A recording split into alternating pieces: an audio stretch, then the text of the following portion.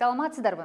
Бүгүн жумуш күнү ичинде кызматкер же жумушчу кандай иштерди аткарары тууралуу сүйлөшөбүз. Лексикалык минимум. Иш күнү. Башталат. Бүтөт. Жыйналыш. Иш кагаздарын карап чыгуу. Арыз жазуу. Өтүнүч арызы. Кабыл алуу. Төмөнкү кеп үлгүлөрү көп колдонулат. Иш күнүм 9-да башталат. Иш күнүм 18:00 бүтөт. Иш күнүм кызыктуу өтөт. Жыйналышка барамын. Жыйналышка катышамын. Жыйналышка чакырам. Жумуш күнүм. Жумуш ордум. Жумуш башталат. Жумуш бүтөт. Жумуш аяктайт. Иш кагаздарын текшеремин. Иш кагаздарын окуймун. Иш кагаздарын карап чыгам.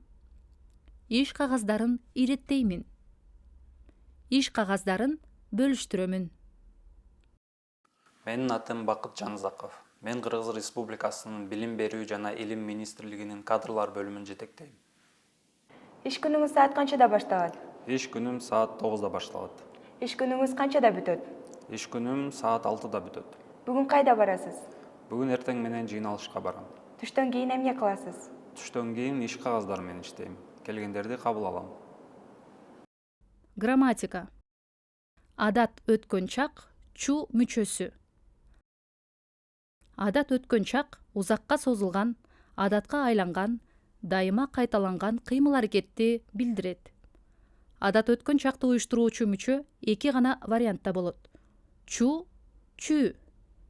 Мисалы: жаз чу мун, айт чу суң, кел чү сүз, бил чү. Кесиптешим экөөбүз жумуштан чыкканда маектешип келчүбүз. 6-күндөрү ишембиликке чыкчубуз. Университет жыл сайын эл аралык симпозиум өткөрчү. Суроолуу форма, оң форма, терс форма. Жазчу белең? Жазчуусуң. Жазчу эмессиң. Адашчу белеңер? Адашчуусуңар.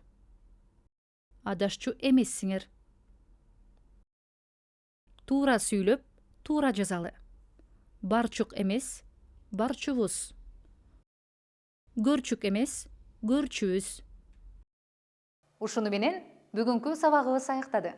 Кийинки сабакта көрүшкөнчө аман туруңуздар.